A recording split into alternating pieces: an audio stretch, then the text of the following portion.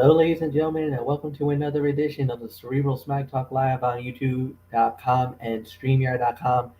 It is Gulam F. Michael Fletcher alongside Anthony Florio. It is an honor and a privilege to be on here on this Saturday night to talk about professional wrestling that we always love to do.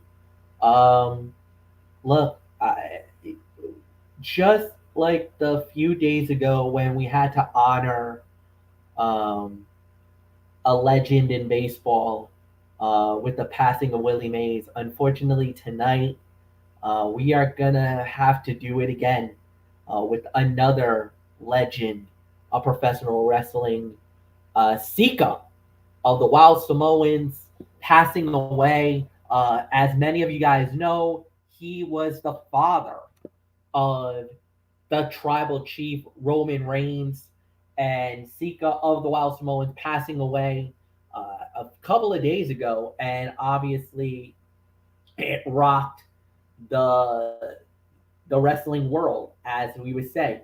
So Sika Anawahi was was the name, and he passed away just a couple of days ago, actually on the 25th of June. June 25th is when he passed away, guys, and died at the age of 79 years old. Starting his professional wrestling career in 1973 in Stampede Wrestling, and was a member of the Wild Samoans, and basically had an incredible run. Obviously, making it to the World Wrestling Federation in 1980, then was in New Japan Pro Wrestling in 1981, had one match in 1981, then went to Mid South Wrestling from 81 to 82, leaving the promotion in May of 1982 to join Georgia Championship Wrestling. Then they made their return back to the World Wrestling Federation under the manager of Captain Lou Albano, and they became the World Wrestling Federation Tag Team Champions on March 3rd, 1983, ultimately losing the belts on November 15th, 1983. And oh, by the way, that was to the Soul Patrol, Rocky Johnson and Tony Atlas, Mr. USA Tony Atlas, and Rocky Johnson, the aforementioned father of Dwayne The Rock Johnson.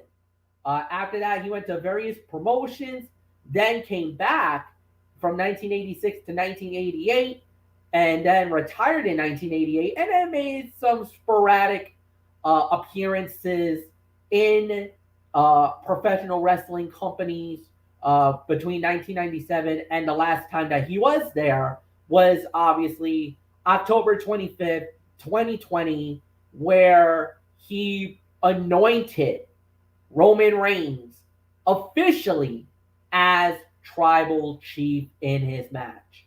In his career, he was absolutely amazing.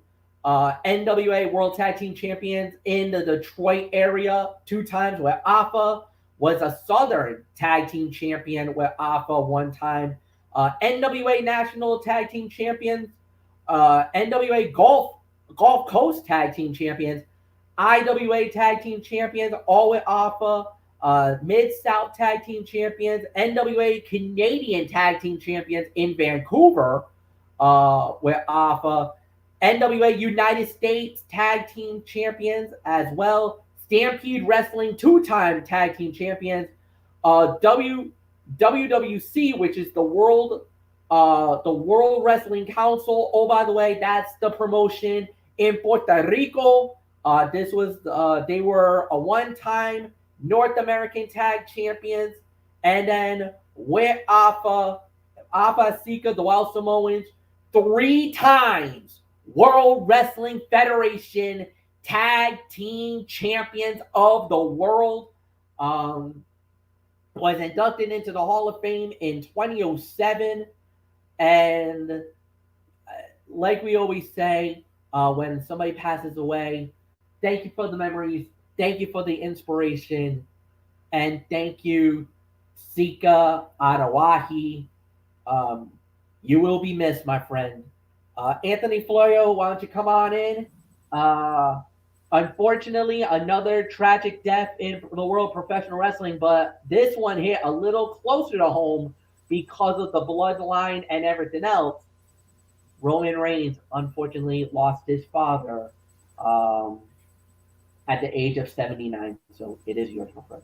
Due to a prolonged illness. Yes, thank you very much indeed, Michael Fletcher. And yes, the heart and soul, basically, of the Anawahi family, one of the greatest wrestling families in the world today. And you think about all the success that that family has had. Sika is one of the main reasons why.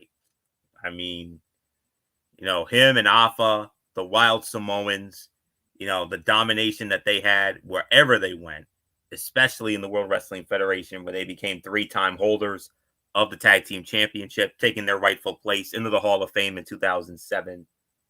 And of course, I best remember Sika from when he was a participant in the opening battle royal of WrestleMania 4. The very first match of WrestleMania 4 was a 20-man invitational battle royal that was ultimately won by Bad News Brown. And Sika was a part of that. And of course, many of the younger fans have no idea who this man is. I think they best know him for the fact that he was the father of Roman Reigns, and because we all know how big Roman Reigns is, and when he comes back, get ready for that. But let me tell you, you can't measure the success that this family has had. You could I could go on record and call them the most successful wrestling family of all time. I mean, the dynasty, the family tree, and of course, he was one of the elders that they talked about. Those elders that they talked about, he was one of them. And you know, I know exactly how Roman Reigns feels, and my heart goes out there with him. Of course, my story from a couple years ago, and I think about him every day, of course, and I miss him every day, and I know Roman definitely feels that way as well. And our thoughts and our prayers and our condolences go out to the entire Anawahi family, not just Roman Reigns and his mother and his siblings, and but everybody that has been impacted. Like The Rock and Rikishi and and all the others and the Usos and the current incarnation of the bloodline, Solo Sokoa, and the Gorillas of Destiny, and of course Jacob Fatu, and but now Sika will be up there with all those other legends of that family up there, like your High Chief Peter Maivia, and your Soul Man Rocky Johnson, and of course Yokozuna, Umaga, and Rosie, um, who was the oldest son of Sika, Matthew Anawahi, who was best known as Rosie, as part of the 3-minute warning, and he's up there, no question about that, and Umaga and the rest of them, and death is never easy, but death is a part of life, and we send our thoughts and prayers and condolences to the entire Anawahi family, most notably, of course, Roman Reigns, and to Sika, we, like MF said, we thank you for the memories, we thank you for the inspiration, but most of all, we thank you for Sika, and we thank you for allowing us to be a part of the journey of this incredible family and this most successful wrestling family of all time. So rest in peace, Sika. We will never forget you. And we're I don't know what else there is to say except we bring in the phenom Michael Bullock. Um, thoughts and prayers to the Anawahi family. Sika, obviously a big part of that. and you know he's going to be up there with his boy. He's going to be up there with his firstborn son, Rosie. He's up there. Umaga's up there. Yokozuna's up there. And Rocky Johnson and Peter Maivia. Heaven's going to be welcoming Sika with open arms. No question about that. But you feel for the entire family, yes. But most especially Roman Reigns. Yeah, I mean, definitely he was part of one of the, one of the greatest tag teams of all time with the Wild Samoans when getting inducted into the WWE Hall of Fame back in 2007, and they were indeed that wild, but that's what made them who they are, and Sika was definitely part of that. And if I know Roman Reigns, he was definitely looked up to his dad so much. And I mean, who could forget that moment back in 2020 when it was right after when Roman beat Jey Uso, when the Wild Samoans were up there and he got that leg that was presented to him, and it was his dad Sika who presented it to him. And ironically, that was unfortunately the last time we ever saw him on national TV. So and I'm sure that that was a proud moment for him. And yeah, it's a big loss not just for Roman but for that entire Anoa'i family. So yeah, definitely our thoughts and prayers go out to everybody in the Anoa'i family that knew him. So yeah, rest in peace, Sika. So nothing more to say except let's get into last night's SmackDown. And oh boy, I mean, it certainly was a crazy one, especially with where it came from. It was from the world's most famous arena, Madison Square Garden, New York City, the Mecca, the sports capital of the world, the home where champions and legends are made. That's the place, that's the holy grail of any sport, any event, any arena in the United States of America. That is the home. It's the home of boxing. You could say MMA kind of put themselves on the map when they did a couple of UFC events in Madison Square Garden. But this is the home of the WWE. World Wrestling Federation was born and bred there. Hulkamania started in that very building. And last night, another chapter of wrestling history at the world's most famous arena. And we started out with some barn burner. So, Cody Rhodes, Kevin Owens, and Randy Orton made their way into the ring. They were demanding the bloodline. After what happened, Nick Aldis and the Gestapo security guards try to get into the ring to clear the boys out.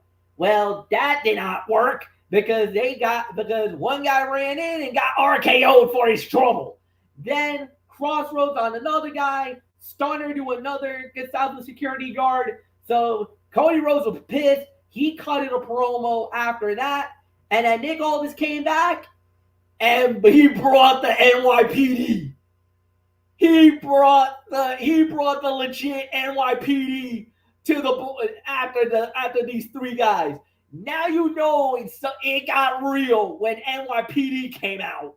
When the NYPD comes out, done. I don't care what you are, don't care what you do, you shut down. When NYPD shows up in the garden, man, you knew that was game over. Yeah, you knew Nick Aldis wasn't fooling around. I mean, Oh no. I think he was not only sending a message to the three of them, but I think he was sending a message to the entire locker room that he ain't screwing around. I mean, when you bring out the NYPD, that's a clear message of, hey, I'm not to be screwed around as general manager. If it means I have to bring out the police department to control the situation and have them ejected, then that's exactly what I'm gonna do. He brought New York's finest out, man. Like that was when I saw those dudes in suits, I was like, when I saw NYPD, when I saw the badge and everything, I was like, oh shit. Oh, now we got problems. And I was like, Randy, do not RKO these boys. Yeah, you better not RKO these boys, or you could be spending a night in prison. Yeah, we do not want another Mountie situation. We'll say that. And all I can say is, Florio, I hope your GM Adam Pierce is taking some notes from the Oh, Smackdown. He is. Don't you worry. Oh no, and the thing was, it was funny too because I actually enjoyed the segment and it was really good. And I actually don't mind that the NYPD showed up. That was actually that because at that point, even I was like, you boys messed up. Because if Nick Aldis came back and brought NYPD, I was like, he is not. You know what? Them three effed around. They found out real fast that Aldis is not a GM to be screwing around with, man. Because and the thing was, he wants the blood. They wanted the bloodline. I don't blame him. I don't blame him for wanting the bloodline. Look what happened last week when Jacob Fatu hit that ring and cleared out all three men. So you knew there was some payback coming. That's all this is trying to try to ride a tight ship, man. And I gotta give him a lot of credit, man. He tried to get stuff with security guards. He's like, okay, I'm gonna have to up my ante here because these guys went through them like hot knife on butter. Let's try to do that with the NYPD. Let's see what you do now, boys. And they're like, oh no, wait a minute, NYPD's out here. We're crazy, but we're not stupid. We're not screwing around with these guys. And he was also basically saying, Nick Aldis is like, I'm not going to let the inmates run the damn asylum. I don't blame him. Hey, I don't blame him with that. So, nothing more to say. Anthony Florio, man, that garden was feeling it, man. They were red hot for this segment. And like I said, that was the most passionate promo by Cody in a while. Orton was his usual self when he hit that RKO. It was picture perfect. The Scaffold security guards, they got cleared out easily.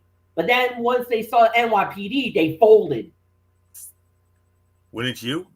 I mean,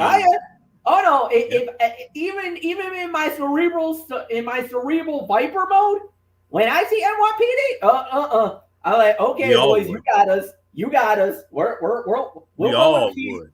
We're out of here. We all would. Oh yeah. The crowd seemed hot for all of this, and it got the show started with a lot of energy. The bloodline would come back later in the show, and well, wait till you hear what happened with that. Nothing really else left to say. That's basically all I can say. So, Michael Bullock, wow, what a way to start it off with chaos in the garden. Yeah, but like I said, I mean, Nick Aldis wasn't going to let the inmates run the damn asylum, and he was going to make sure that, all right, you want to attack these security guys? Well, I'm going to bring out some guys that you can't lay your hands on, and that's the NYPD. Now that just shows you how serious Nick Aldis was taking this, because he wasn't going to let this show get out of control, especially because when you got the three of them and the bloodline in the same building, you know utter chaos is bound to follow. And Nick Aldis was basically saying, I'm not going to let this happen. So he basically saying, NYPD, escort them out of the building. And that's exactly what they did. And Randy and Fletch, your boy Randy Orton made the Viper, but the NYPD was there's only one thing that's powerful than a Viper, and that's the New York Police Department. Mm. Yeah, because basically it's like because the NYPD, they got a lot of things that could tame the Viper, Oh and yeah. so basically the three of them's like, yeah, you try us, and you'll see what happens. So we don't give a damn of what you guys done in your career. You screw with us, you might be spending the night in prison. So I certainly wouldn't want to screw with them. Fletch, I know you wouldn't want to screw with them. And Florio certainly as hell doesn't want to screw with them. So good segment to start. So there's really nothing more to say. Let's move on, Fletch. First fight of the night, women's Money in the Bank qualifying match, as it was Jade Cargill, Candice LeRae, and Tiffany Stratton. And when it was all said and done, it was Tiffany Stratton, the center of the universe. She's going to Money in the Bank. She wins it in 9 minutes and 21 seconds. Indy Hartwell actually took Jade Cargill out of the fight by grabbing her and throwing her into the LED ring post. That basically ended any hopes for Jade to get in there. And Tiffany Stratton, with the world's most prettiest moonsault ever, and getting the 1-2-3 on Candice LeRae to win it. Anthony Florio, I think we just found our new odds-on favorite to win the Money in the Bank on the women's side. Absolutely. This was a strong performance for all three competitors. Candice LeRae's veteran experience came in handy, but Tiffany Stratton and Jade Cargill did not need help looking good. It took over 25 minutes for the first match to begin. That's not uncommon for Raw, but Smackdown is usually quicker to get to the first match. Stratton had some great moments when she was going on a little rampage. Her power and agility are a great combination. And I believe that's why she currently stands as the odds-on favorite to win the women's Money in the Bank ladder match next week. So, not much more to say on this. Solid 3 stars for the effort. So, Michael Bullock, we talked about it a little earlier. I think we have our new favorite when it comes to the women's Money in the Bank. I think it's going to be Tiffy in the Bank. What says you? I don't think she's just the odds-on favorite. I'm going on the record saying she's winning the damn thing. I don't care what anybody says. I mean, we don't have to wait until next week. I mean, WWE is so high on Tiffany Stratton right now, and they're gonna have the jetpack strapped to her, and she's getting pushed straight high to the moon. So you guys may wait until next week to probably say it, but I'm going on the record of saying this right now. I'm not waiting until next week. Tiffany Stratton is winning Money in the Bank. You can book me on that. 3 stars, period. End of quotation, end of statement. It's yours, Fletch. The only thing that could derail this is if WWE goes off the script and puts Chelsea Green over and winning the Money in the Bank, because I hope that does not happen. I've heard some rumors, and it's in Canada. That is also her turf. They could do it. And I know there's quite a few people that would like to see Chelsea Green as Miss Money in the Bank, even though Tiffany's the favorite. And even when we were going through this, we were all thinking Tiffany. All of a sudden, I've been seeing a lot of push in social media about maybe Chelsea being Miss Money in the Bank. I mean, we'll see. We'll see how that plays out. But if that happens, Fletch, somebody get me a damn aspirin, because I'm not gonna. I'm gonna probably have a damn headache from this if that happens, because she's not gonna let us forget about it if that happens. Are you kidding me? And you think Tiffy is not gonna let us forget that she's Miss Money in the Bank? I can tell you right now. I'd rather deal with Tiffany Stratton than Chelsea Green, for gosh sakes. Okay, fair enough. But I'll say this: I think I know how this plays out. Tiffany does get the Money in the Bank. She waits until after Nia Jax loses to Bayley because Nia's going to get into a jealous rage, destroy Bayley in the process. Tiffany will just swoop in with that contract, cash it in, and we're looking at one prettiest moonsault ever, and we're looking at a new WWE Women's Champion. So we'll see. We'll see if that's my prediction on it. That's my theory, but we'll see how that plays out. Right after that, we had another Money in the Bank qualifying match. This time on the men's side, we had LA Knight, Logan Paul, and Santos Escobar. And when the winner of the bout and winning it in 12 minutes and 18 seconds and going to the men's Money in the Bank ladder match, it's the megastar that everybody wants to talk about. Hit it, boys! Whose game is it? It's everybody saying L.A. Knight. Yeah. Not only that, but we had ourselves a little bit of a meeting in the garden too. And this time, Pacers versus Knicks round. I guess you could say another round because during the match, Tyrese Halliburton, one of the biggest villains for the New York Knicks, Indiana Pacer player, was out there at ringside on the side of Logan Paul, and he had the brass knucks.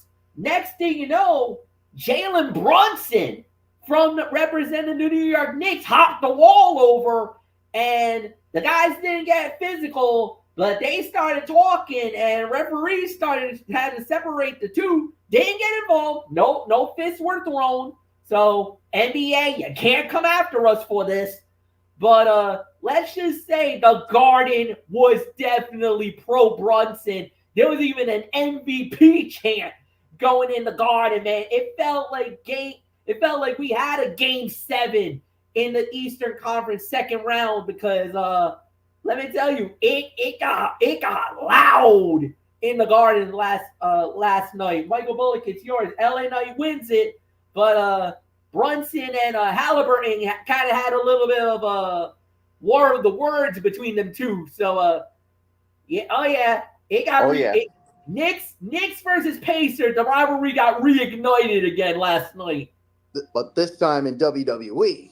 So yeah, I'll give this about maybe 3.25, maybe teetering on 3.5. I mean, this to me was the right outcome. I mean, did you really think LA Knight or even Santos was going to win it? I just didn't see it happening. But yeah, then all of a sudden you got Tyrese Halliburton, who's backing Logan Paul, but LA Knight had some backup in Jalen Brunson, and to make sure that Logan Paul and Halliburton didn't do anything. So, but yeah, I mean, hey, at least Tyrese Halliburton has gotten some time, especially after, well, I know this is going to probably feel like I'm poking a little fun at Tyrese Halliburton, but yeah, after Halliburton's team, the Pacers, got swept in the Eastern Conference Finals by the now reigning and defending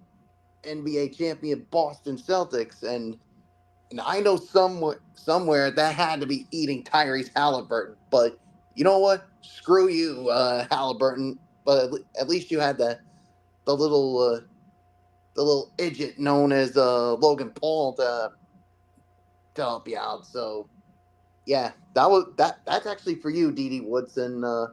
Yeah, I had to throw that out. That little idiot mode there. So nothing more to say. It's yours, Fletch. I don't know what Halliburton would think after what I just said. Well, I don't think Halliburton really cares about what you said because he went after the New York Knicks fans. He's like, you can have this win tonight. That's the only win you had in the playoff series. So yeah, because his team didn't get a win in the conference finals. True. Yeah, true. No doubt. They came close a couple times to winning a game or two, but Boston won it. Hey, they won it. They got the title. That's all that matters. But I don't think Halliburton's even worried about Boston fans because he was definitely coming after the New York Knicks fans. And let's just say the Knicks fans were not really happy with Halliburton showing up for Logan Paul. Once Brunson jumped over the wall and kind of was like, "Yo, what do you think you're doing? You really gonna do this? You really want to start this in the Garden? You want to turn this into a garden party? I'll do it. Come on, let's do this." And you heard the fans. Those fans start chanting MVP, MVP. So you already knew that it was about to go down, man. So like I said, I don't think nobody really cares about the Celtics. That's the thing. There were no Celtics out there, so they didn't care. And trust me, if the Celtics would have shown up, they would have gotten booed out of the building. New York wanted Boston. Unfortunately, it didn't happen. That because Jalen Brunson got hurt. But I'll say this, Mike Bullock, you might want to keep a close eye because those Knicks are coming next year for the Boston Celtics because they've been loading up that squad. With Miguel Bridges coming, they're hunting and they're gonna be looking for you boys. We'll take them seriously. We're gonna take them seriously.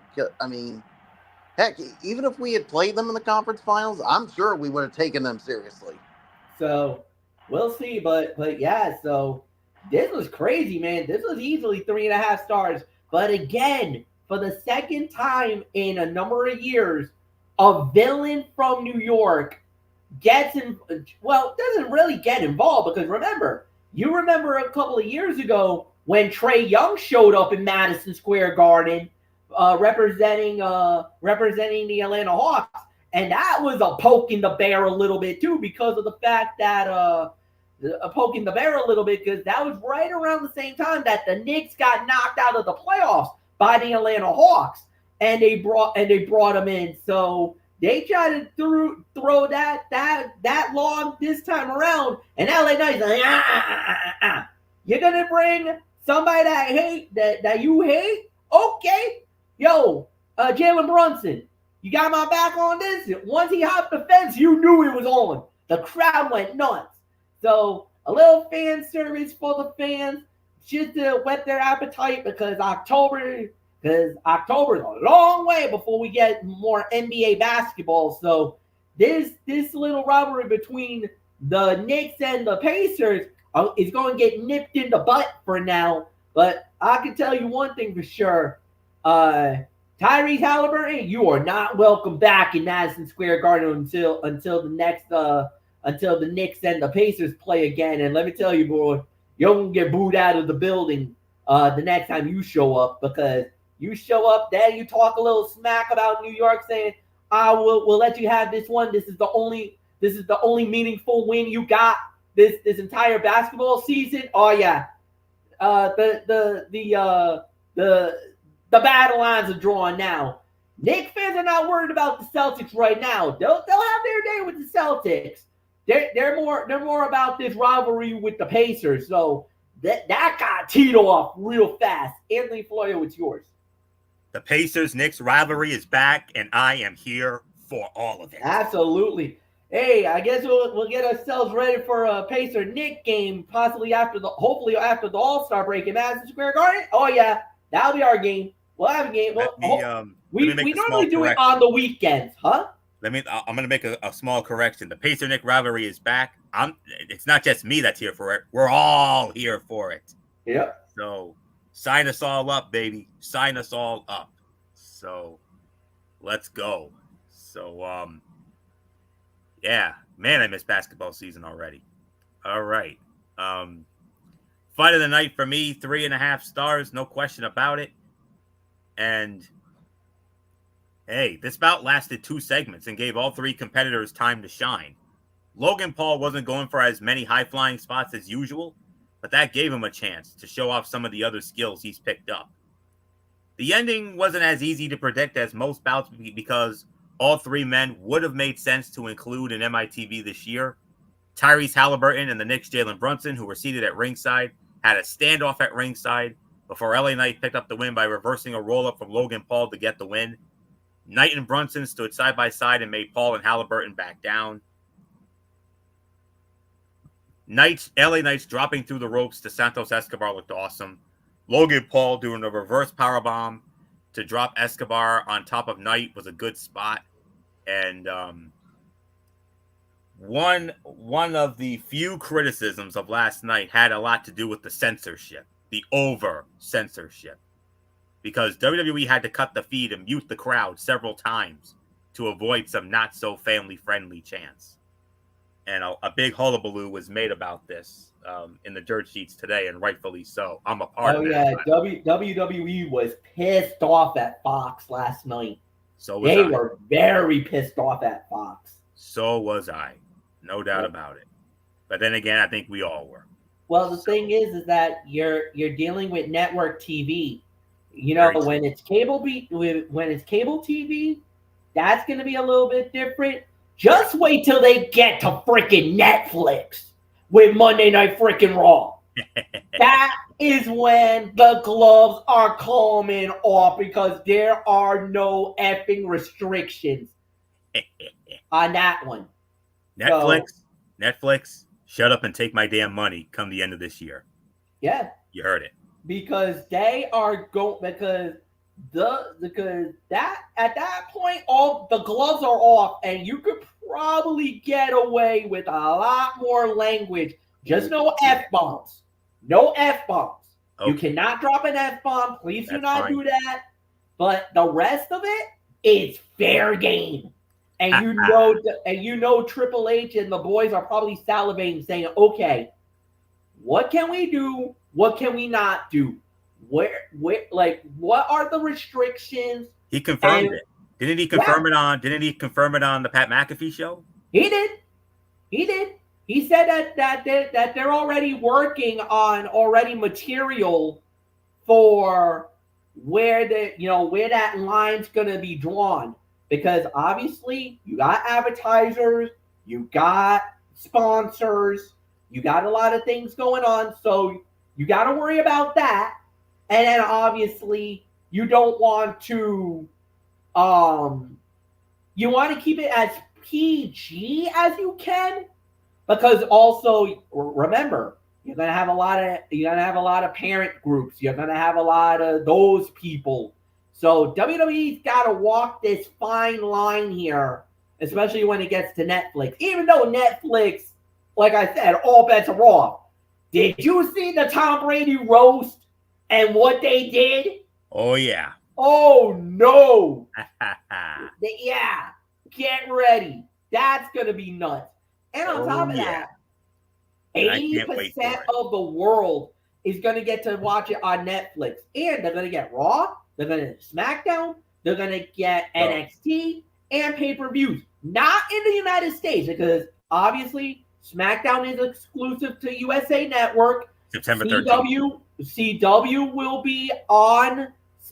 It's going to have NXT. October. And then, of course, Peacock will still have WWE because you're in the States. They have it in the United States until 2026.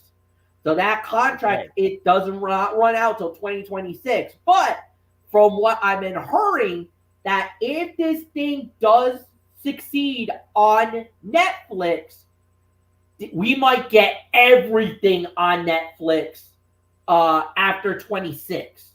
So get ready. Fine with me. So oh yeah, I got Netflix too. I got that. I got the one with the. But I don't have it yet. But I do. But come the time Raw gets there, then I'm jumping in. So yep, I got it. I already got the. I don't need it right now. But I already do the commercials with It's like $6.99 a month with commercials. I don't mind it. I don't mind paying it because it's good for me. Once Raw goes over, I'll elevate myself to the commercial-free $15 a month. Then I'll do that. Then I'll get there. But they did say that they will compensate or they will accommodate people with the commercials. So I don't have to jump on. If I wanted to stay with the $6.99, I could still do it. I do it with my Peacock. I got it. and I don't have any issues with it, especially with the PLEs.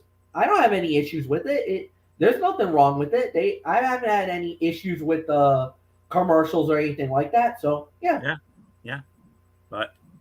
But anyways, that was something that definitely needed to be addressed. Yeah. Because I read a lot of dirt sheets about that today. So, but anyways, this was the fight of the night for me. 3.5 stars, no doubt about it. And then after this match, that's when they did the tribute video to Sika, and top notch. As always. The production team, well done. So there isn't anything else left to say here except did Bullock go? Bullock let off, right? Yeah, Bullock let off. Bullock let off. Okay. So we're gonna go into the next thing, which was yet another women's. qualifier with another qualifier on the women's side featuring one of your personal favorites, MF, someone you know very well. Actually, all three are actually pretty. I'm pretty happy with. I like Naomi versus Blair Davenport versus Indy Hartwell. Naomi going to Money in the Bank in 10 minutes and 8 seconds. Another solid bout. Another solid fight. It was a good battle. Indy Hartwell got her comeuppance because, yes, Jay Cargill came back and did the exact same thing that Indy did to her earlier in the night. She grabbed her and threw her into the ring post. She got posted, and that opened the door for Naomi to get a Bubba Bomb for the 1, 2, 3 and win it over Blair. Yeah, there's really nothing more to say. And that this was another 3-star bout. Naomi wins. She goes to Money in the Bank. That Money in the Bank women's match, that card is getting loaded, man. There's some really good talent coming out of that end. So Naomi's going through. Anthony, it's yours. Imagine what Naomi can do in a Money in the Bank ladder match. Oh, yeah. You got her. You got Io. You know what Io can do. Oh, yeah. I know what Io can do. And, I mean, those two alone. And then you got Lyra, a fast-rising star. Chelsea, who, for some odd reason, is somehow getting over because of the IWC, mainly. And then Tiffany Stratton. And we got one spot left. And we're going to fill that on Monday Night on Raw in Boston. So see how that goes. But 3.25 stars. All three women came close to winning in a highly competitive bout. But when it was all over, it was Naomi who won thanks to some help from Jay Cargill, who was getting some revenge on Indy Hartwell for what happened to her earlier in the night. Much like the other two qualifiers we saw, this gave everyone some time in the spotlight. There was a clear lack of chemistry in some spots, but not enough to keep this from being a solid performance. Blair Davenport's offense looked a bit more brutal than Naomi and Hartwell's. She fights ugly in the best way. Naomi looked like she landed on Hartwell a bit awkwardly during her split-legged moonsault, and Indy Hartwell is so tall that she had to bend over to properly swing Blair Davenport into the ring steps. 3.25 stars, and I could say second best fight of the night on this one. So not much more to say. Michael Bullock, Naomi, heading to Toronto. We got Naomi. We got Io. We got Lyra. We got Chelsea. We got Tiffy. And whoever the last one we get on Raw Monday night. This is shaping up to be, this has potential to be perhaps the best women's Money in the Bank ladder match of all time, based on the talent involved so far. This could be, but we'll have to wait and see on it. So, yeah, 3.25 on this one. I mean, yeah, this definitely is looking like a really loaded card, but we'll see who the final participant will be come Monday night. So, nothing more to say. It's yours, Fletch. Yeah, no doubt about it. 3.5 stars is the right call, and they did an amazing job with it. So, really nothing more to add. So, gentlemen, we go into the main event segment. Solo Sikoa came out with the new bloodline, and you saw it.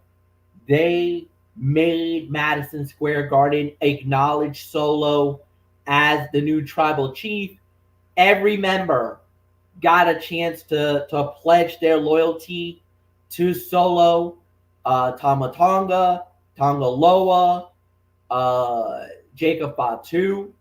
But then when it came to Paul Heyman, Heyman did not acknowledge Solo Sikoa as tribal chief, and Heyman paid the price. A beatdown of epic proportions that literally left Heyman in a heap. Michael Bullock, oh my goodness. If it wasn't bloodshed now, it's gonna get real.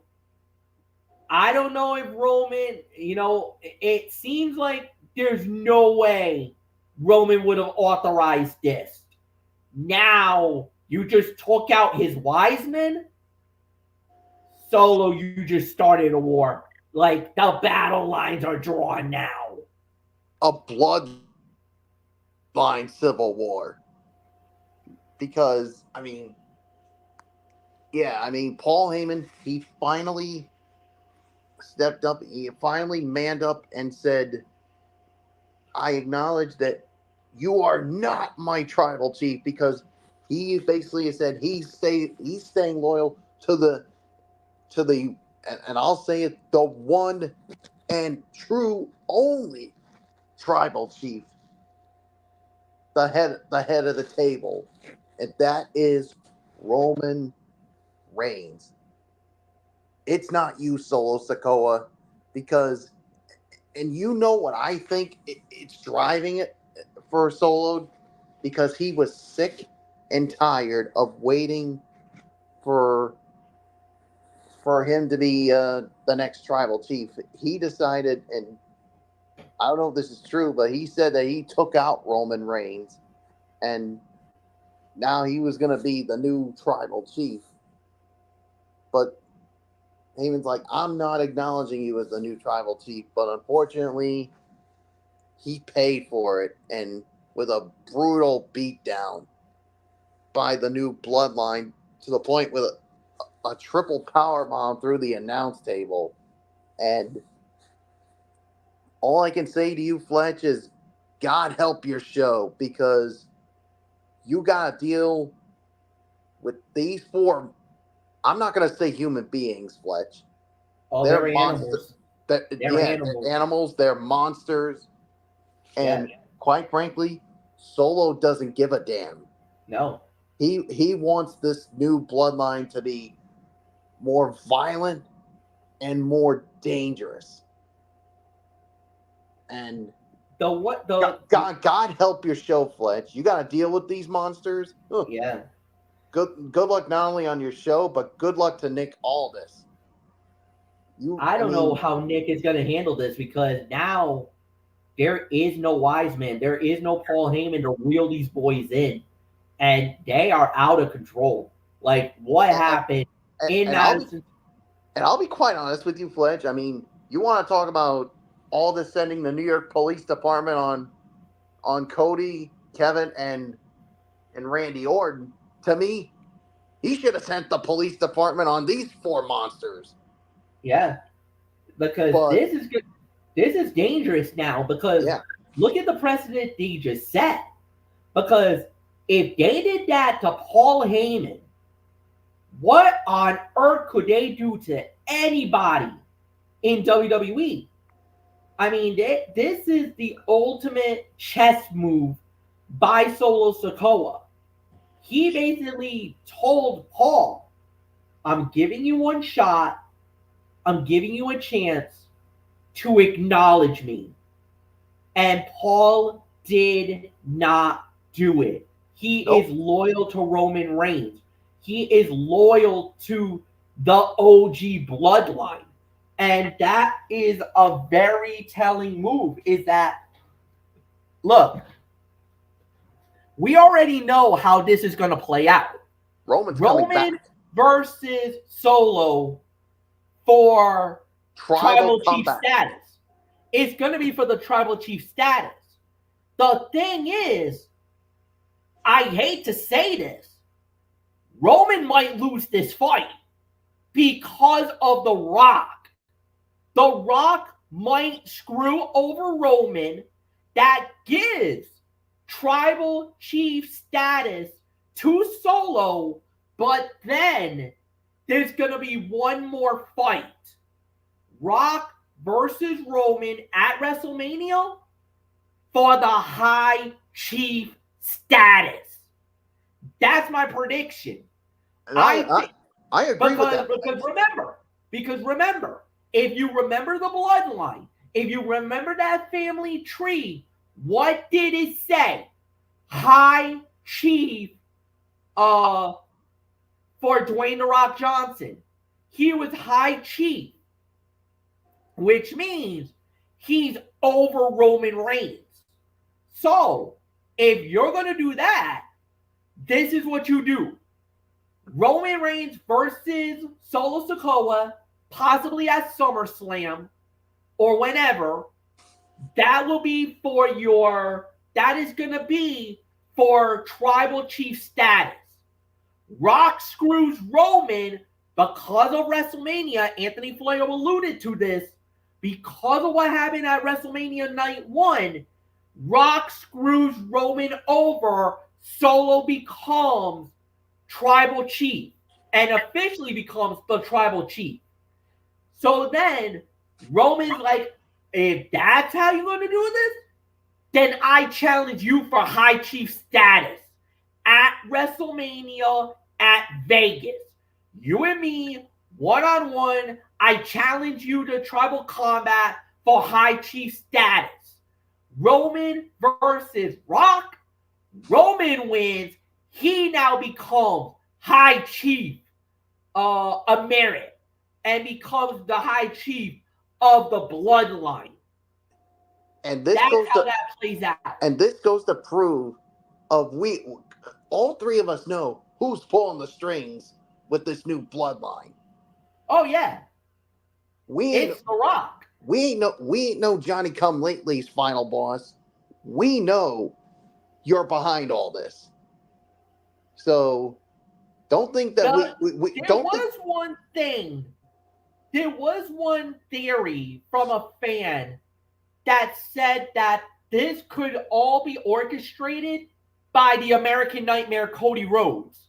That this could be an elaborate ruse by Cody. That because of him beating Roman, that he may be responsible for all of this. But the thing is that why would Cody sell out to the bloodline like this? Why would he orchestrate it? Is it because of the fact that there was that one little thing? Remember the night after Monday Night Raw, where you had The Rock and Cody in the ring, and he said, "Do not let me down." What if Cody's pulling the strings? What if Cody is working with The Rock? Well, I will say this: if that were to be true, he would go from the most over guy in the company to the most hated in one found swoop. Oh, without a doubt. Well, I'm going to say it right now. I mean, I disagree with that fan.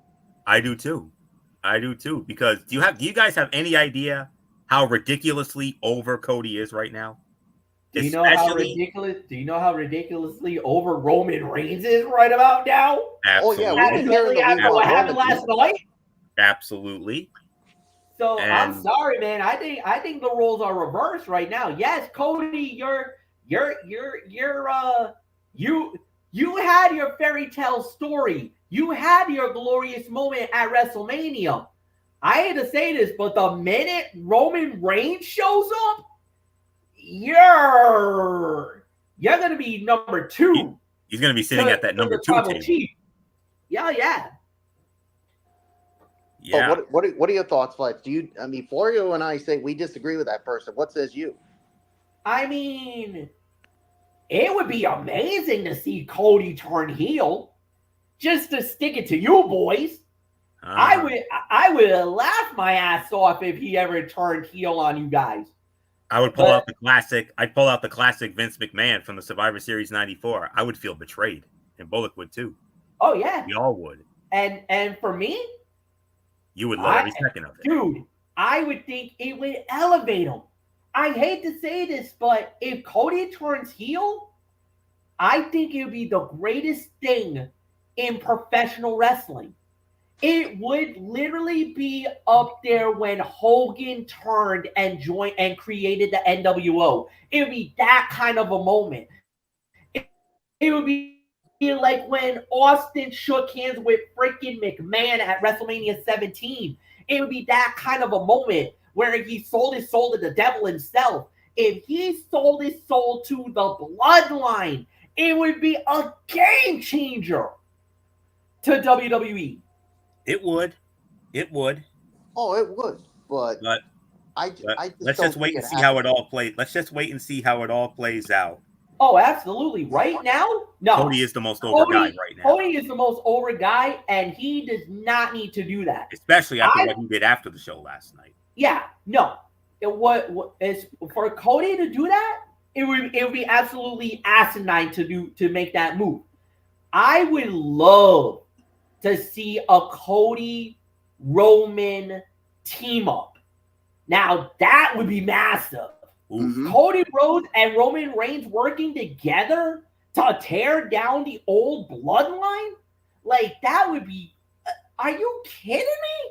That'd be absolutely insane. That'd be absolutely insane. Think about that. The crew that he tried to destroy, the crew that he tried to go up against, now he works on the side of. I mean, Randy Orton, Kevin Owens, Cody Rhodes, Jey Uso, main event Jey Uso, and Roman Reigns. Don't forget Jimmy either. And then you also got Jimmy. Yes, you got to add Jimmy. Because you know there's also somebody coming down the pipeline. Zillow Fatu. But where's his loyalty? Where does his allegiance lie? What about Hikuleo? And then you also got Hikuleo. And then you got The Rock. We might have the first ever 6-on-6 War Games fight on our hands. Ooh, you get that. This would be because you're gonna have because think about it.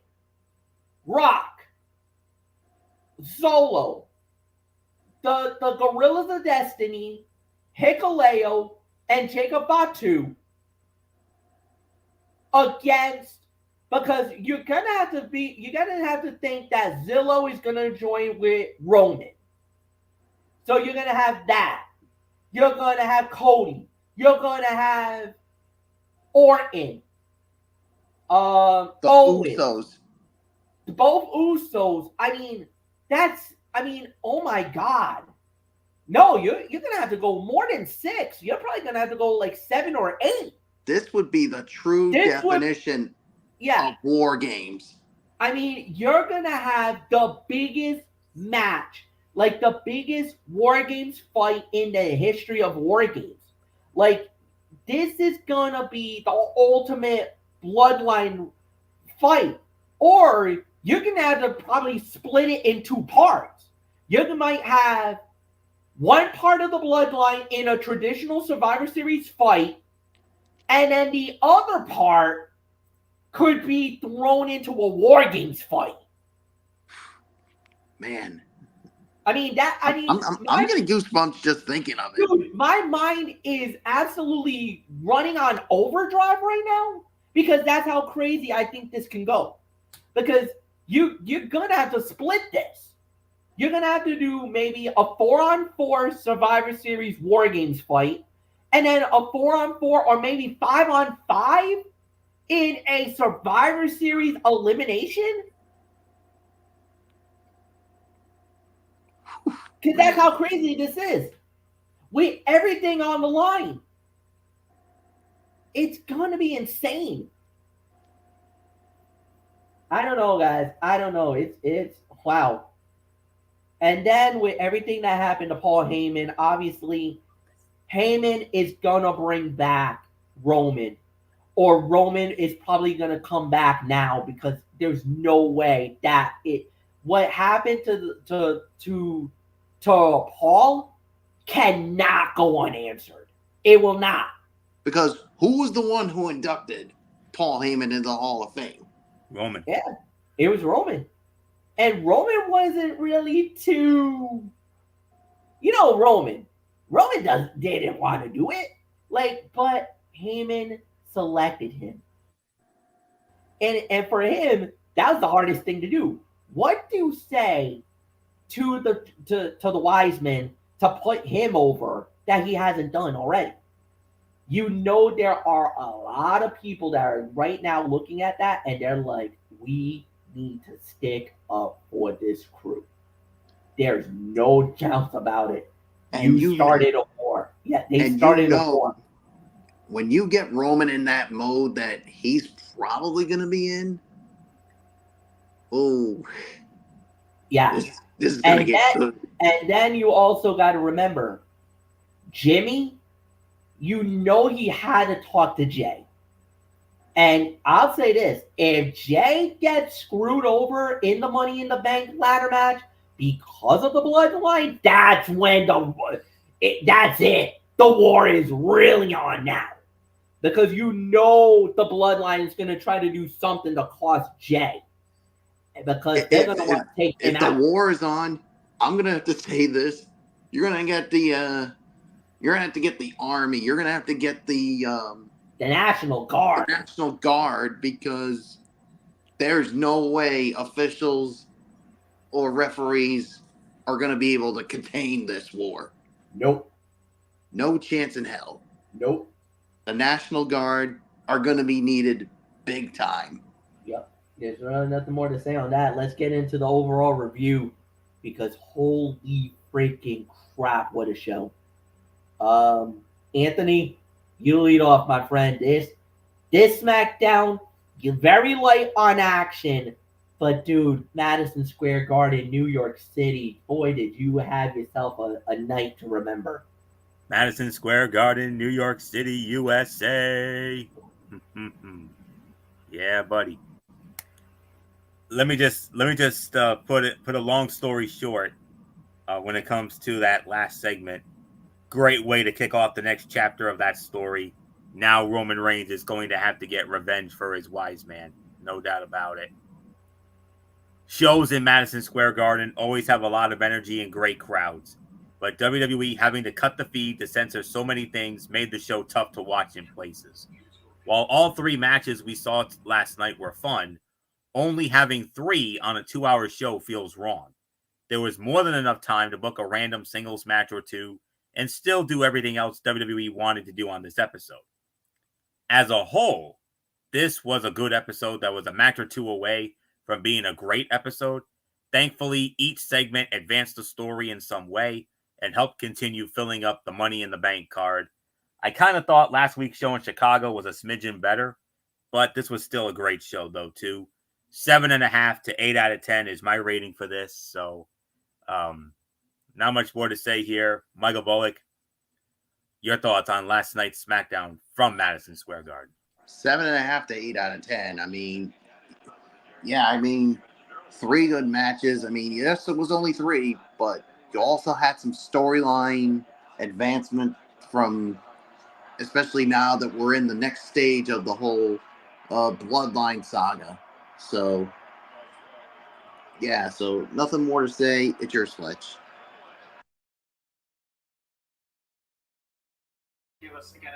Yeah, 7.5 to 8 out of 10.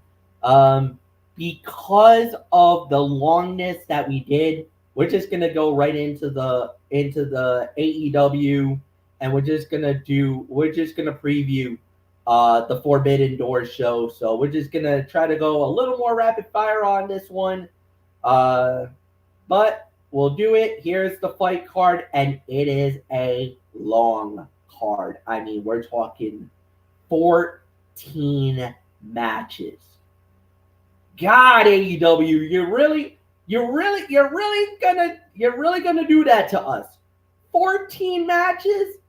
Are you kidding me, bro? Damn. Okay.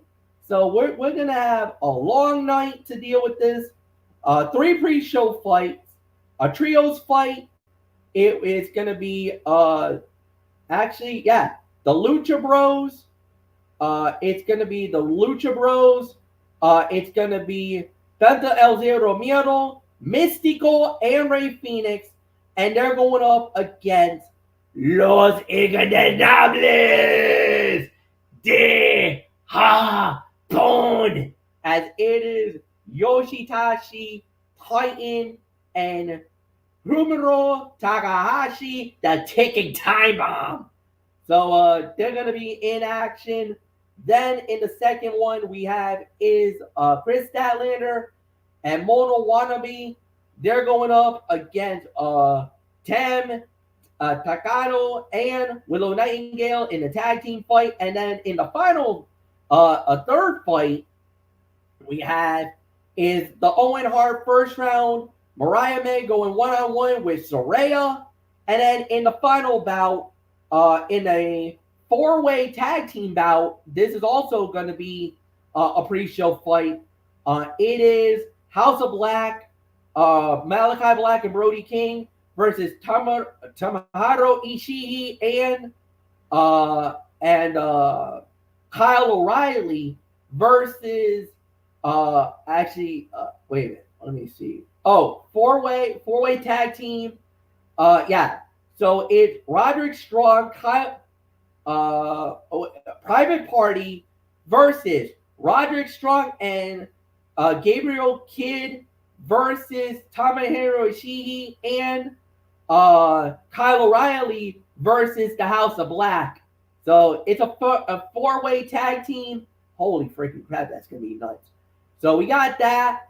Then first official match is we got Konosuke Takeshita, Mark Briscoe, Jack Perry, Dante Martin, Leo Rush, and El Fantasmo in a ladder match for the vacant TNT title. It's Jack Perry. I don't think there's really much more to say. Anthony Florio, it's yours. Yeah, it's going to be Jack Perry. I mean, multi-person ladder matches always deliver in AEW, and this should be no different. A ripper of a good time with outrageous spots all over the place. And all the tea leaves point to Jack Perry walking out of this match with the TNT Championship match around his waist. The Elite, the evil faction running the company trope works better with everyone strapped up. That's really all there is to say on that. So winner and the new TNT champion, it is the scapegoat, Jack Perry. We've lost Michael Bullock for the night. He has left us. So MF and I will take you the rest of the way. So MF, set me up for the next match if you would. Trios matchup, as it is going to be the Learning Tree. Chris Jericho and Big Bill with Jeff Cobb. They're going up against Samoa Joe, Hook, and Shibata. Florio, is yours. Well, I think I know how this plays out. I'm not going to indulge in this for too long. Samoa Joe is the real King of Kings for even agreeing to be involved in this program. And unsurprisingly, this current situation illustrates an incredible lack of self-awareness for Jericho. His faction, as always, is purely self-serving, designed only to keep him on TV and elevate nobody other than himself. And that's really all there is to say there. So the other side is at least working toward elevating Hook and attempting to give him actual character growth. And that's really all there is to it. So Samoa Joe, Hook, Katsuyori Shibata, I believe they win this match. So MF, it's yours. Agreed. I don't think there's much more to say about this one. Singles match for the AEW Women's World Championship, as it will be the timeless one, Toni Storm versus Mina Shirakawa. I learned from my mistakes. There you go. So it's Toni Storm. it's Tony Storm. I'm pretty confident Tony is going to successfully defend the title here. Mina is going to really push her to a great matchup, but I got the timeless one winning, so nothing more to say. Tony Storm successfully defends the title. Anthony, it's yours. And that Mina Shirakawa has it. That special charisma is instantly clear when she's on screen. Before Big Business in March, she wrestled Anna Jay in a match for Ring of Honor, and it was immediately obvious that she was someone. And no question about that. Mariah May, like I've said, looms large over this match, and for good reason. She is destined to be a top star for as long as she chooses. In many ways, this match is more about her than the women's title itself. One she will most likely be challenging for, maybe at the All In event. AEW is frequently criticized for their booking, and rightfully so. Too often it is short-sighted and changes without warning. But credit must be given where it's due. From the moment Mariah May stepped on screen in AEW last November, she began a steady climb up to the top of the card and toward her inevitable crowning moment. It was a dedicated and deliberate attempt to build someone into a main event level star. And guess what? It's working. Tony Storm and Mina Shirakawa may be wrestling, but all eyes should be on Mariah May. She brings the intrigue to this program, and she is next in line. Winner and still the AEW Women's Champion. Without question, it is the timeless one, Tony Storm. And I see we have we got some love from somebody here. Yeah, man. Big shout out to him. I mean, this is pretty cool, man. That's a huge endorsement. Thank you so much. We appreciate that you're loving the content, man. Shout out to you too, man. From the South Bronx, man. Yes, Yankee country, baby. Yeah, man. My buddy Anthony Floyo, big New York Yankee fan. So to get it from the South Bronx, to get that kind of love, thank you, man. Greatly appreciate it. I'm glad that you're enjoying the show. And yeah, if you guys feel like you got a comment or something like that, you can leave it here. Hey, who knows? You might even be one of our fortunate fans that you could actually be on the show and have it displayed for the whole world to see. So thank you so much for that, man. Greatly appreciate it. And all right, so let's move on and let's get the work going. Next up we have, this was a big one. Zack Sabre Jr. goes one-on-one with Orange Cassidy. Anthony, when this one got announced, everybody was going nuts for this one because Zack Sabre Jr., big name in Japan. Orange Cassidy, big name around the world as well. This is a dream fight, and we're getting it at Forbidden Door tomorrow night. Yes, indeed. And the story they're telling is of a new Orange Cassidy, one without his best friends for the first time in AEW. He never explicitly relied on them to win his matches, but best friends were a unit. They supported each other. They celebrated their successes and picked each other up after losses. But the most wholesome and supportive unit in AEW doesn't exist anymore. Recently, Orange Cassidy has paired up with Kyle O'Reilly and Mark Briscoe, but that isn't the same. Those are work friends, not real ones. And I'm very interested in seeing how he would do standing completely alone for the first time. Few are better at taking a beating and selling the believability of said beating than Orange Cassidy. Luckily for us and unfortunately for him, few are better at providing a believable stretching than the bendy man himself. Zack Sabre Jr. was born to play the unwanted interloper. He's never better than when he gets to go full mode on between the bells and cut odd, fascinating promos outside of them. He has his own vocabulary and in-ring style entirely unique to him. He should be positioned as the top Gaijin for New Japan moving forward, and a win here makes too much sense. So I'm going with Zack Sabre Jr. to win this match, MF. So what says you? I don't know. I kind of feel like when it comes to this type of matchup, yes, I can see Zack Sabre Jr. winning this bout, but something tells me that Orange Cassidy is going to win this. And the reason why is because he needs that kind of a big moment, to really elevate himself. Now that he is on his own, he doesn't have the best friends because everybody has betrayed him up to this point. And this would be a signature win for Orange Cassidy because to beat Zack Sabre Jr., you got to go through hell to get through this guy, because this guy is without a doubt so untapped and so good in wrestling that the sky is the limit for Zack Sabre Jr. He has already proven it in Japan. If you watch any of his body of work in New Japan Pro Wrestling, this guy is without a doubt one of the top guys in the company. And like you know what? Look at the point. That is a really good point that our friend is bringing up to it.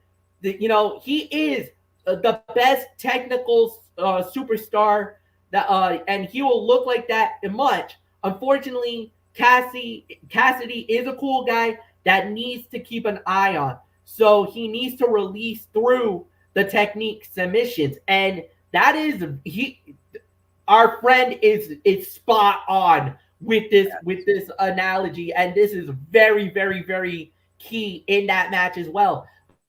But I do believe that Orange Cassidy will get through that. I think he will get through that kind of tenacity and the submission technique, like he talks about. He is a submission style wrestler. This is one that right up your alley, Anthony Florio. Zack Sabre Jr. definitely is. But I do believe Cassidy will find that and win it. So that's my prediction. All right, next up we have is Herletico, that's representing NCLL. Hechicero. Yep. And he's going up against Maxwell Jacob Friedman, MJF. I think it's MJF.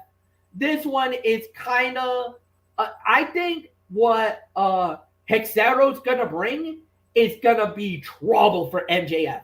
But when you bring a style like MJF does, I just don't see Maxwell losing this match. I think it's going to be a solid matchup, but I got MJF winning. So, Anthony, it's yours. MJF is so back. And, so far it's been more of the same. And to be clear, MJF in his current form is an incredible performer. But to get to the level of the all-time greats, adjustments are needed. It's more fine-tuning as opposed to wholesale changes that will push him into that top tier, the one where the air is thin and the true greats reside. He certainly has the talent to get there. Everything he needs already exists within him.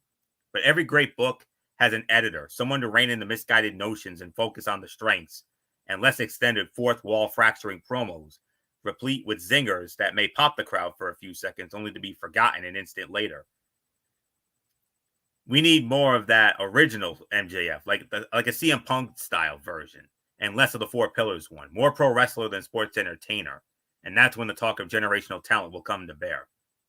His opponent tomorrow is a good one, more specifically the goods. Hechicero is it.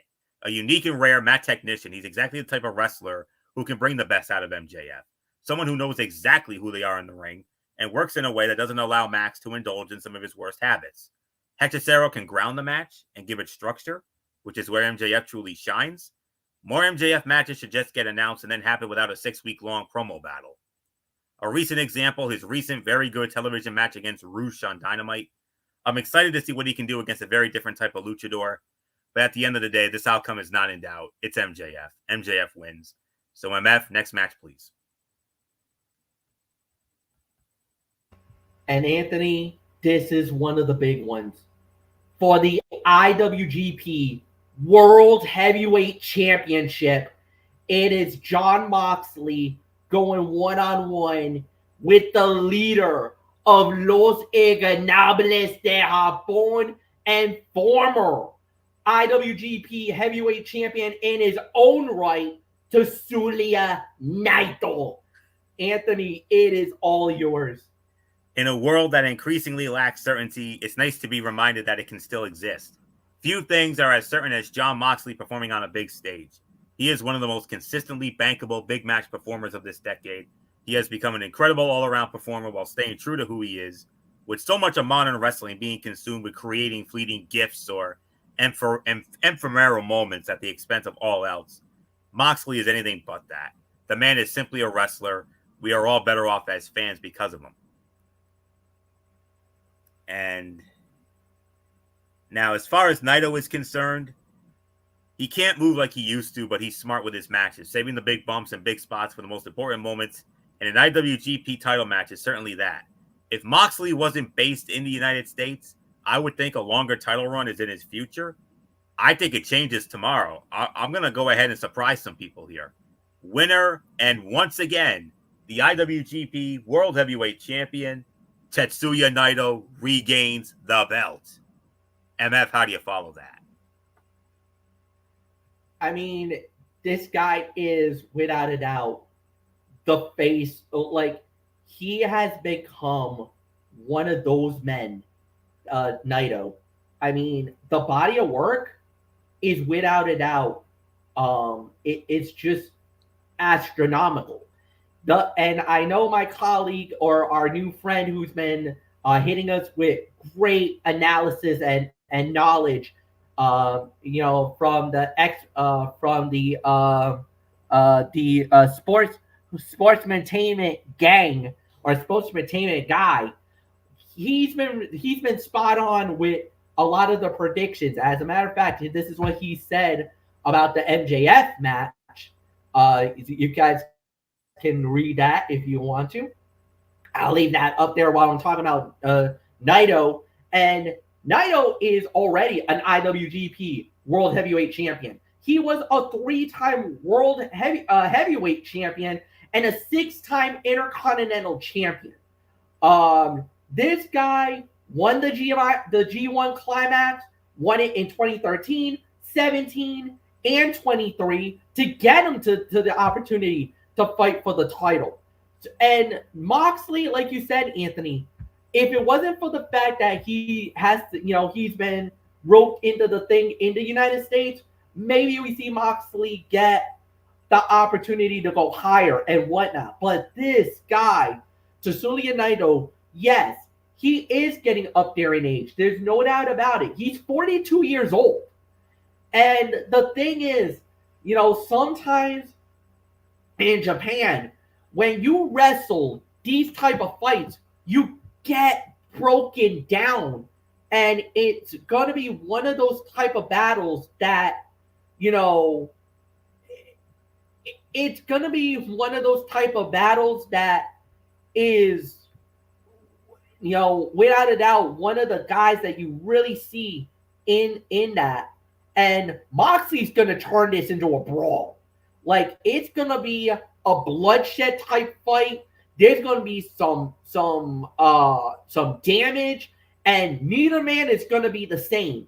But when you got one of the greatest titles in professional wrestling, let's just be realistic. Now, I know people slams the fact of the look of the belt, and trust me, it is not the best looking belt. I wish they would gone back to the original IWGP World Heavyweight title, because that is gonna be that was the belt that Okada had, that Tanahashi had, and we're gonna get into them because they got a big fight coming up. Naito had that belt. You can talk about all the greatest names in all of professional wrestling, who's held the IWGP Heavyweight Championship.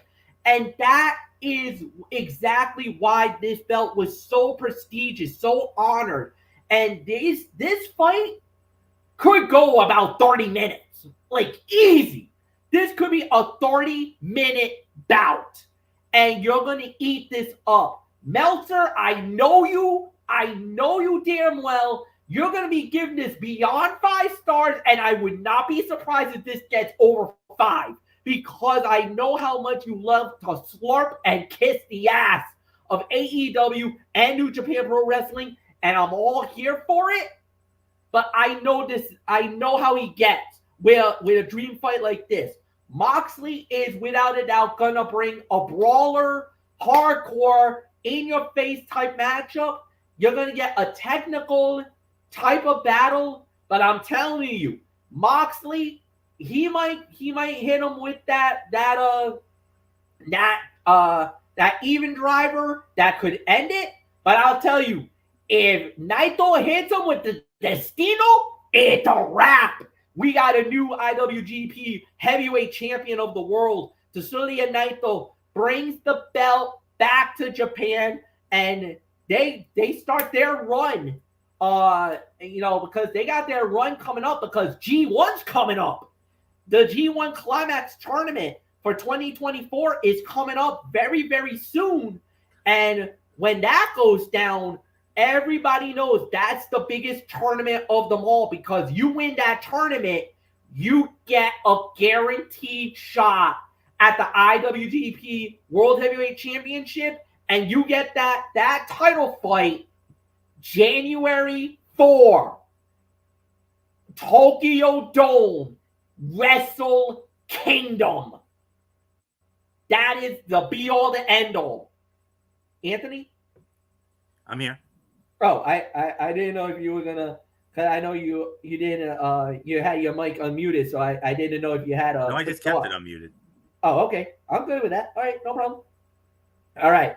So with that said, we do keep on going, and we actually got 3 fights. We actually got 3 fights left. So next up, trios tag team fight. It is gonna be the Elite, the Young Bucks, and Okada going up against Matt Caster, Anthony Bowens, and Hiroshi Tanahashi. Oh, Anthony, it's yours. Okay, MF. There is no question about it. Well, I'm gonna give. Let me give you my analysis first before I give it to you, because I know you're gonna drop some 96, 97 JR knowledge in just a moment. I'm gonna give you the ammo for it. Okay. The big question when it comes to the Acclaimed is, while they are next in line for a shot at the tag titles, they feel galaxies away from that. I don't really buy Caster as someone you can ever take seriously, and the Acclaim being part of Blood and Guts, AEW's flagship match, is a profoundly confusing decision. I think the outcome in this should not be in doubt. The Acclaimed already got their fluke win a few weeks ago with no Okada involved. The Continental Champion is not taking an L this early in his AEW career. And at least we get to see Tanahashi and Okada in the ring together for maybe the last time. And the crowd should and will justifiably go nuts for that. I'm going with the Elite to win this match. But MF, when I say the names Hiroshi Tanahashi and Kazuchika Okada, what goes through your mind? Bloodbath. Say that. Bloodbath. Wars. Bodies destroyed. There was a 40-minute Wrestle Kingdom. They were in the main event. In 2 or 3 times they fought in the main event at Wrestle Kingdom. Okada won. Tanahashi won twice. Okada beat him the last time that they faced off at Wrestle Kingdom. But the thing is that every time these guys went at it, it was always fight of the year, 5 stars and beyond, and they were always at the pinnacle. Both men are still, even though both men are kind of, with Tanahashi, his career is winding down. He is being more of an executive now. He is the president of New Japan Pro Wrestling. He is the guy for New Japan Pro Wrestling. He's the chief. And for Okada is still one of the biggest names in wrestling. Like, his transition to AEW has been so seamless and so amazing that, yeah, I think a lot of people were a little nervous when he first came to AEW, because a lot of people thought he was going to go to WWE. You remember all the rumors. And then out of nowhere, he joins AEW. And he has proven to be one of the best in the world. He's done so much for the company that he has really revolutionized his own character. So well done, Okada. And as far as the Bucks goes and everything else, yes, I do believe that they should win this match. Do I believe that they deserve it? Not so much, but at the end of the day, they will win it, and that's nothing more to say. So, next up we do got is Mercedes Moné versus Stephanie Valkyrie, And this one is a winner take all title fight. It is the AEW TBS title and the New Japan Pro Wrestling Women's Strong titles. Both of the belts are on the line. It's simple. It's Mercedes Moné. I don't think there's any doubt in my mind that they want to make Mercedes the biggest star in AEW right now. This is going to be quite a situation.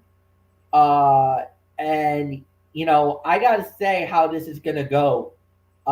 This is going to be an interesting matchup, but a lot of people have been crapping on Mercedes, but for the work ethic, she hasn't really had an opportunity. She's getting all these title shots. Is she really worth all the stuff and everything else? Trust me, she is worth everything. It's just you got to give her an opportunity. Now she has been injured, so I think they're trying to protect Mercedes more than anything else. They're protecting her because of the investment they put on her. Remember, 5 years, possibly $25 million. $5 million a year, the largest contract in women's wrestling history right now. And the thing is, they want to make the bang for the buck because of the fact that Mercedes could opt out after year 3. So that 4th and 5th year could be dead money. So obviously they want to please her right now, make sure that she is the star that she gets so that she doesn't opt out and that she can fulfill the full 5 years. But because she could opt out after year number 3. Anthony Florio, Mercedes wins this. It's yours. And we also have one other match that we have to address in addition to the main event, and that's that Owen Hart tournament match with Bryan Danielson. Oh, yeah, we'll get into that. That's coming up next. Okay, I figured as much. Okay, I'll tell you what. There's a chance that this could be a possible show stealer here, and I mentioned that because these two wrestled back in May of 2023, but a lot has changed since then. Mercedes Moné overcame a career-threatening injury, while Stephanie Vacour added championships in 2 companies while increasing her global reputation. In-ring, these two are about as good as it gets. Moné can make in-ring magic with almost anyone, but when she gets the chance to lock up with someone close to her level, the ceiling does not exist. Vacour is certainly at that level. Her movements are crisp and sudden, and she's so fluid in the ring. Moné has to be licking her chops, thinking about the wild stuff they could pull off together. Vacour's star may be on the rise, but the strong belt was made for Mercedes Moné. It was always designed with her in mind. Giving her an additional championship to parade around with fits. And there is nothing else left for me to say. Winner and still AEW TBS champion and the New Japan Women's Strong champion, Mercedes Moné. She becomes the champ. So with that, MF, we have an Owen Hart tournament match on here involving a certain American Dragon here and a member of, I believe this is another member of Los Ingobernables, the Upon. Yes, this is another member of LIJ. This is Shingo Takahashi. This guy is a threat, and I hope Bryan Danielson does not take this one easy because Takahashi, whoo-wee, Anthony Florio, this one's going to be good. I'm going to enjoy this fight. This should be a wonderful symphony of violence. Not necessarily in a bloody way, but a vicious one. Takagi is an intense, unrelenting striker and a master of controlled brutality. And what needs to be said of Bryan Danielson? A violent chess master who adjusts his style to attack his opponent's weaknesses. Chameleon-like in his ability to work any kind of bout with any type of opponent.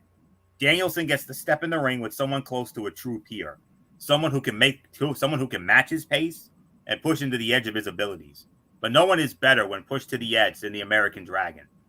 Likely, Danielson will never get to wrestle in the G1, so why not give him a G1 style match tomorrow night? Both wrestlers are known for their ability to test the limits of their endurance and deliver bouts that are as grueling as they are exhilarating. This is a match that meets the true spirit of the Forbidden Door and is one many are excited about, including myself. I think it's time for Bryan to win a big match on a big show, and this is that moment. So I have Bryan Danielson winning this match, and that'll set up that dream match between him and Pac. Oh, Danielson and Yeah, Pac. Woo! that would Wednesday on be Dynamite. Let's that go. would be insane. That's gonna be insane. And yes, it is. It is definitely Dragon versus Dragon. The American Dragon of Bryan Danielson versus the Red and Violent Dragon of Shingo Takashi of Los Ingobernables de Japón. This is gonna be brutal. I mean, he started out as the pumping hawk is what Shingo Takashi was, and he was one of the top heels in wrestling, man. He was without a doubt one of the baddest dudes around, and without a doubt, his accomplishments. He was more known for Dragon Gate than he was for New Japan. But once he got to New Japan, he also was an IWGP heavyweight champion. He also was a junior tag team champion with Bushi, and then also was a 6-man tag team champion, never open weight 6-man tag team champion with Bushi and Evil, 4-time never open weight champion as well. And oh, by the way, he's also a Ring of Honor World Tag Team Champion. Yeah. So the body of work of Shingo Takashi is not it's nothing to sneeze at. This is going to be a great matchup. This is going to be one of those fights of the nights, and who knows? This might have a lot of people talking about some amazing wrestling, to say the very least. So this is going to be one of those type of battles that you cannot miss this fight. Go out there, pay your $50, do whatever you gotta do. If that's on BR Live or pay-per-view.com or traditional pay-per-view thriller, whatever. Do what you gotta do to watch this fight. Shut up, take my freaking money, AEW, because that's exactly what you just did to us. Mm-hmm. And now the main event for the AEW World Heavyweight Championship. Swerve Strickland, one-on-one, Will Ospreay. This is going to be epic. These guys were best friends. These guys were very close, very tight, the whole 9 yards. And you saw the tightness, the closeness, how good they were together. And all of a sudden, boom, that dynamite exploded. And it got real. It got personal. And now the battle lines are drawn. And it's going to be epic. Who wins this? This is the hardest call of the night because it can go either way. I can see Swerve successfully defending the title, but I could also see Will winning this belt and becoming the new champion. I don't know. This is tough, man. I kind of want to say Swerve successfully defends, but I would not be stunned if we see a new world champion here and that the belt goes to Will Ospreay. These guys are so technically gifted and absolutely amazing. Ospreay, I think they could give it to Ospreay and let him take this belt all the way to All In at Wembley as the heavyweight champion of the world. And that would be an awesome moment for him.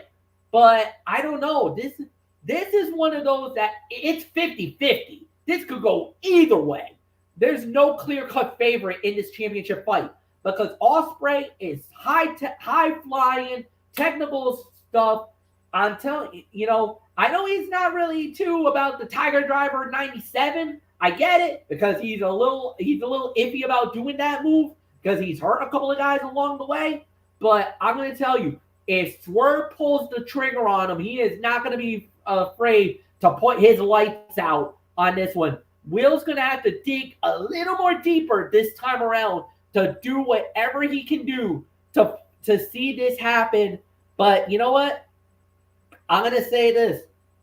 This is not the first time that these guys has had each other, but this is going to be without a doubt one of the biggest title matches we've ever seen. This could be a 5-star classic. And again, our good friend has been on the money with this. He said it. This is not the first time these two men have seen each other. Rev Pro. I remember the Rev Pro fight. I actually remember the Rev Pro fight. And I believe Will Ospreay won that match.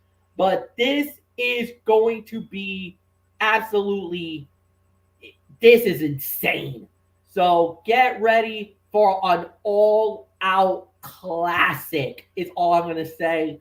Anthony Florio, my official prediction is that Swerve Strickland will successfully defend the World Heavyweight Championship. That's my prediction. Especially after what happened on Collision tonight with that weigh-in. Ospreay stood tall. Booking 101. Now I got to be honest here. I'm going to have to be a man who tells it like it is on this one. For something that should feel like a big deal, something is missing here. There have been good individual moments in the lead up, but it has not all come together. Swerve says one thing, but his actions show the opposite.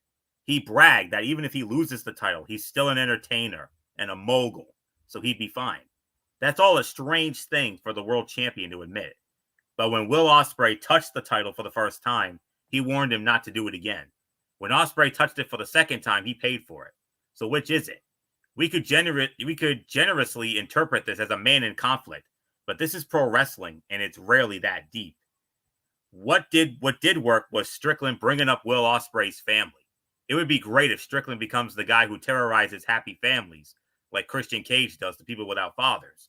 He already broke into Hangman Adam Page's house and threatened a newborn. Why wouldn't he come after another healthy family unit? Lean into this. Prove to us that the pursuit of greatness has changed him. Make everything personal because the title is all that matters. Forget all the extra stuff. Become obsessed with the title above all else. Make the championship everything and the only thing. Me, you damn sure know I would. It's only a matter of time before Ospreay wins the big title. He is so clearly the guy in AEW now and going forward. I'm going to go as far as to call him their new Kenny Omega. The person who has the biggest matches on the biggest shows and receives tremendous critical acclaim. Some may not like it and its particular brand of wrestling, but AEW and most of the audience sure do. Health permitting, this is a top-of-the-card performer taking AEW through the latter half of this decade. But it's not time for Billy Two Belts quite yet. A babyface coming into a company and winning the title instantly is a story not worth telling. There must be some struggle, some challenges to overcome before winning it all. Now, I'm not talking about a Cody Rhodes level finishing of the story, but he needs to fail at least once before his ultimate triumph. I agree with you, MF. Winner and still the AEW World Heavyweight Champion, it is going to be Swerve Strickland, but I would not at all be surprised if Tony Khan and them did the unthinkable and they gave Ospreay and made Will Ospreay a double champion. I would not. But I got to go with Swerve based on what I saw tonight on Collision with that weigh-in. So yeah, no doubt about Swerve retains. Nothing more to say. Yeah. Take us home, MF.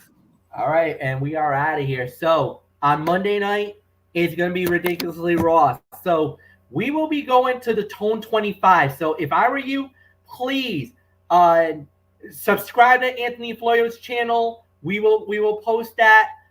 It's the Tone 25 on YouTube.com. That's where you'll find Anthony Floyo on Ridiculously Raw. We do this Monday night at 11 p.m. As soon as Monday Night Raw goes off the air, we are on the air. He will have Monday Night Raw, and then traditionally on his Tony's Take, he talks about TNA Wrestling and NXT Level Up. Then Wednesday night, we will be back here. Don't forget Tuesday night. We got a special show. Yeah, we actually got a Tuesday night. We got a special Tuesday night event at 10:30. The NBA draft recap. We will be talking about every team in the NBA, and we will show you guys how we felt about every team Did they do good? Did they do bad? We'll give you our grades and give you a rundown on that. Wednesday is Wednesday Night Madness on my channel. So you come right back here. We will have a recap of NXT, and we also will recap AEW. We will start off with the Forbidden Door.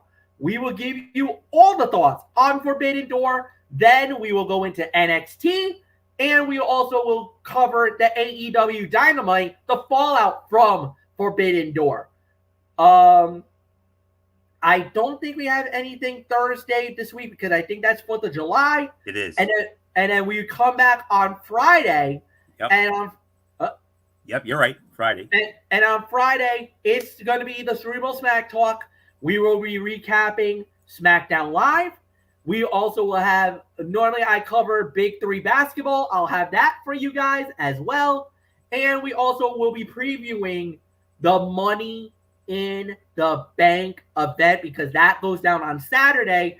Oh, by the way, on Saturday night, on Sunday night, the week after, we'll do the recap of Money in the Bank. So we're going to have a lot of content for you guys. We also have to preview NXT Heatwave, too.